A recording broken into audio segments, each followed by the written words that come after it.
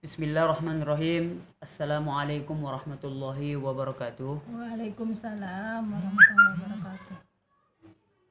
Ma'asyiral muslimin, jamaah majelis ta'lim al-mustaqimin dirahmati oleh Allah Subhanahu wa taala. Pada kesempatan ini akan saya sampaikan tentang materi kita adalah berbicara tentang faktor universal penyebab integrasi umat beragama.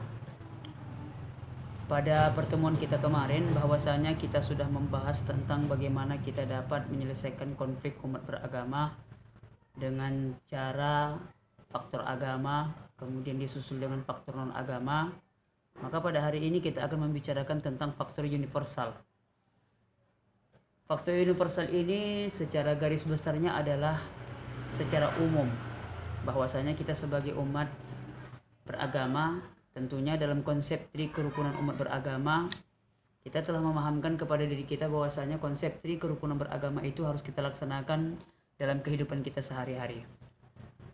Tri kerukunan umat beragama diantaranya adalah salah satunya adalah kerukunan antar umat beragama sesama agama, kemudian antar umat beragama, antar pemeluk agama, kemudian kerukunan umat beragama dengan pemerintah. Maka pada hal itu secara umumnya, secara seugianya bahwasanya tentunya kita harus mengedepankan sikap saling toleransi, kemudian saling menghargai satu sama lain.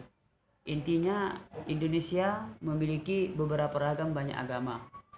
Kenapa kita katakan seperti itu? Karena kebetulan di Indonesia ini adalah negara kesatuan Republik Indonesia yang terdiri dari beragam agama. Ada yang beragama Islam, kemudian ada yang beragama Kristen, ada beragama Hindu, kemudian ada beragama Buddha, dan ada juga beragama Konghucu.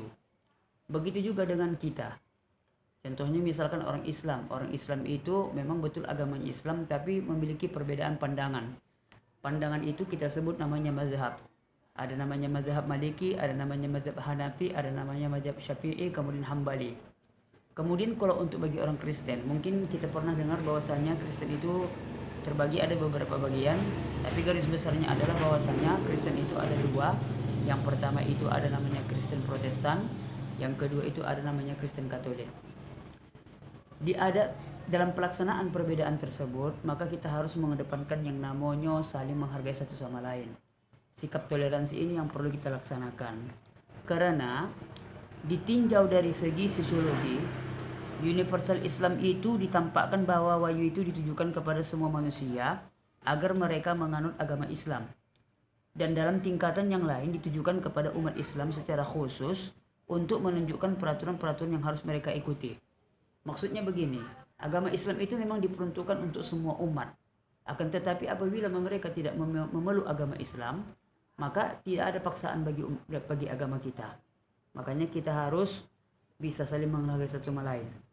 Kemudian selanjutnya adalah bahwasanya melihat universal Islam di atas bahwa tampak sesuai esensi ajaran Islam terletak pada penghargaan kepada kemanusiaan secara universal yang berpihak kepada kebenaran, kemudian kebaikan dan keadilan dengan mengedepankan kedamaian. Intinya ketika ada perbedaan atau perselisihan di antara kita, maka sikap kita adalah bahwasanya kita mencoba untuk saling menghargai satu sama lain. Seperti yang saya bilang beberapa hari yang lalu, ketika orang Islam melaksanakan ibadah kepada Tuhannya, maka orang agama lain itu harus menghormatinya. Begitu juga sebaliknya, apabila ada saudara kita yang beragama Kristen, ada beragama Hindu dan Buddha, maka kita juga harus menghargai tata cara mereka ketika mereka melaksanakan ibadah kepada Tuhannya. Apabila ini kita laksanakan dengan sesama mungkin, ya, dengan sebaik mungkin, maka mudah-mudahan akan terwujud yang namanya kedamaian, khususnya di negara kesatuan Republik Indonesia.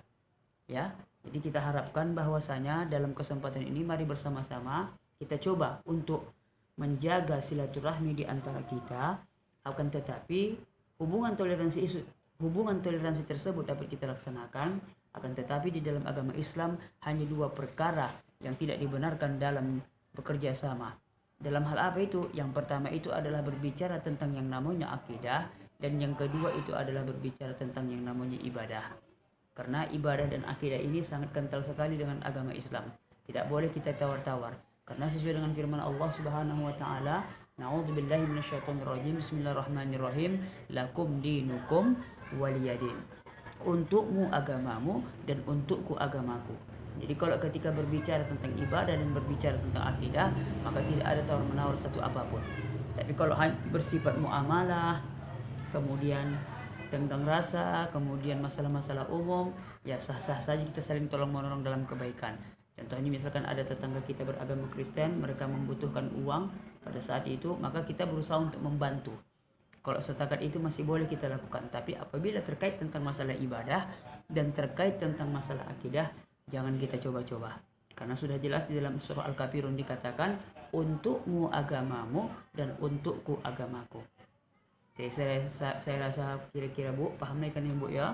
Nah, jadi inilah mungkin kami dapat sampaikan. Lebih dan kurang mohon dimaafkan. Wallahu muwaffiq ila aqwamit thoriq. Assalamualaikum warahmatullahi taala wabarakatuh. Waalaikumsalam warahmatullahi